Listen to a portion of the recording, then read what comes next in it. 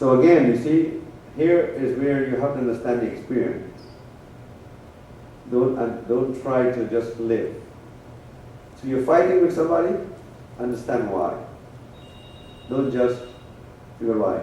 Your son or your daughter is not doing well, find out why. What's the reason behind it? There has to be a reason behind it.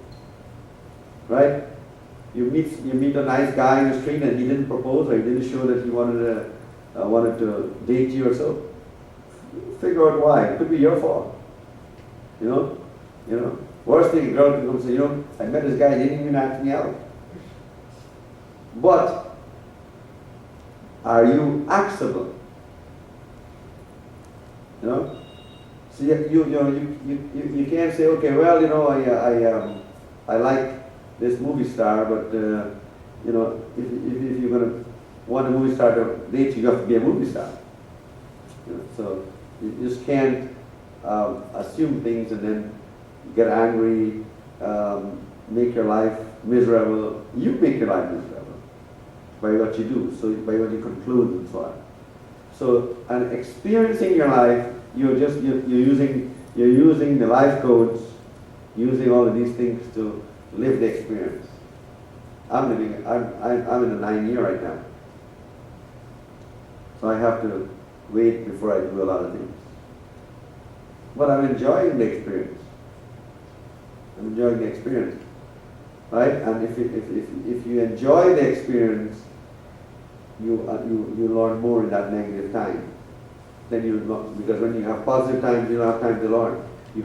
Your time is to enjoy. It's only in the negative times you learn things. Yeah, I'm right. You know how I know I'm right? Because when the people have problems, that's the only time they come see the Swami.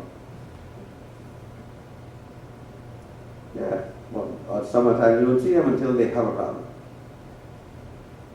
So then, that's why they just live life. They don't experience it. If they have a problem which they cannot solve and they go to see the Swami, the purpose is to find out why. What is the karma behind it and how to solve it. I just got a letter today from an American guy. He says he met many pundits, many swamis, many gurus. They did a lot of pujas for him from India and so on. And his life has not been settled. So now he turns to me. He sends me an email. So I answer him. I said, well, everybody can cook. Well, not everybody can cook with the right ingredients. Maybe you just need to figure out, like a doctor, you have to diagnose the problem first, and then you have to find the cure. Rather than just trying to cure everything. Just find cures, but no, you didn't diagnose what it is. So you don't know exactly what the problem is. And that's where life code comes in. You have to figure out the problem exactly, and then you do the appropriate cure for that. Okay, so let's chant a little bit. The GAYATRI mantra, which is about knowledge. This one brings you knowledge. If you chant this every day, yes, Anurad?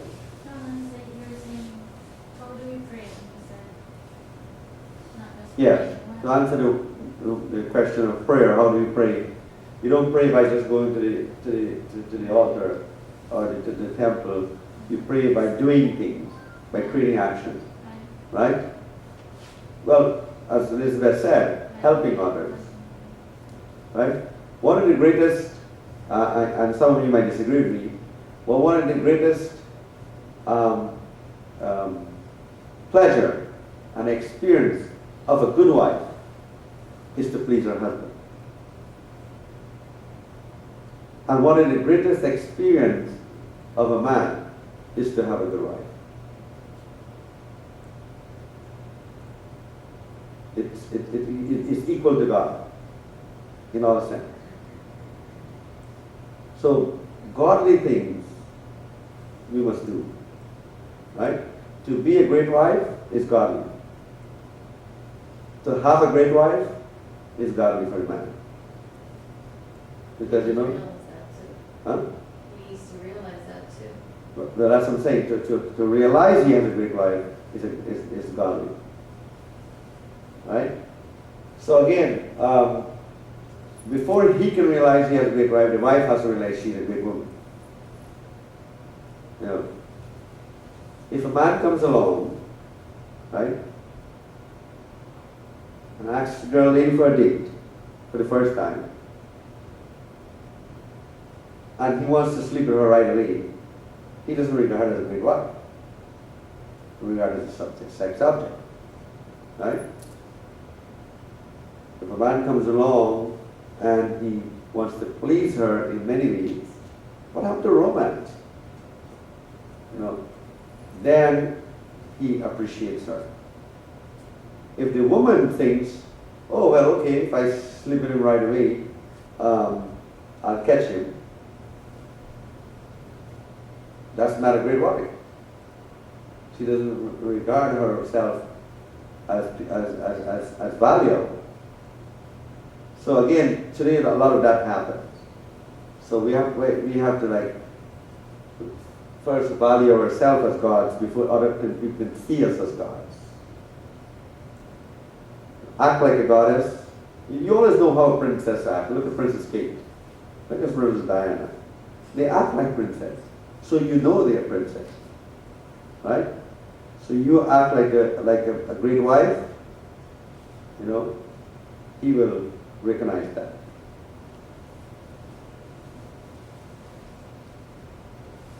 So we pray for knowledge.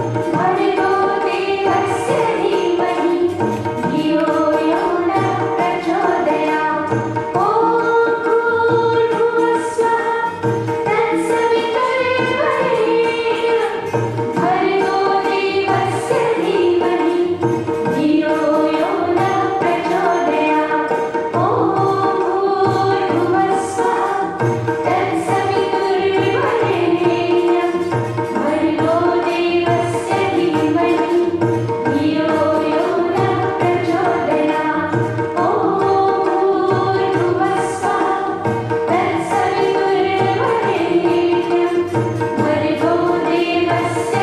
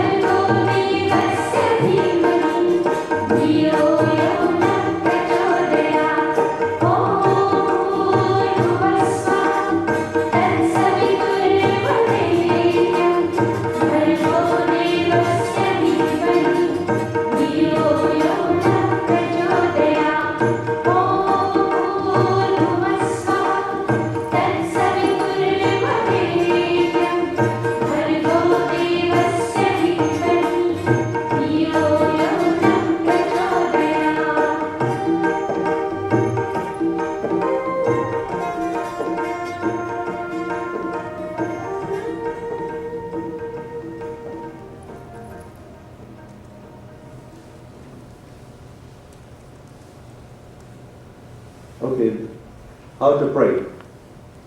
How do we pray? And how should we pray? Right? Do you think saying the mantras is prayer? Part of it. So what is prayer, really? It's when you pray so you can live long, so you can be happy, so you can get what you want, you can have your desire, so you can... But some people have specific prayer. They hate someone. So they want that person to die or something like that. That can be a prayer too. I think a prayer Or it's a bad prayer. is what your desires are. Right. Prayer is usually mostly what you desire. You know. So when you go in front of the gods, so to speak, you actually are saying that I am happy to be alive and things like that. But that's not what people say. In other words, when you go in front of Shiva, he said, I'm happy to be alive because Shiva gives you time. I'm glad that time is giving me enough time to live, time for everything, time for marriage, time for this. When you go in front of Lakshmi, you want your money, your wealth, and everything to be good. That's why people pray to Lakshmi.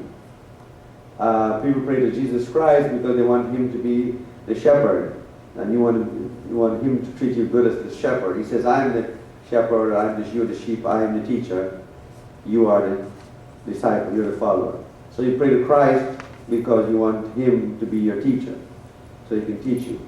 You go to Ganesh, in Hindu is a little more specific. You know, they have more specific prayers. In Christianity, it's usually just general. I want Christ to be my teacher, so he teaches you. He's your guru. You follow everything what the guru says. Right? He's your teacher, so you follow his teaching. In Hinduism, it's a little more specific. When you have money problem, you go to Lakshmi. When you have marriage problem, you go to Shiva. When you have problem with our school or knowledge, we go to Saraswati. And when we have problem with obstacles in our life, something is not happening, some desires not being fulfilled, you go to Ganesh. Lord Ganesh. He will remove obstacles. Right?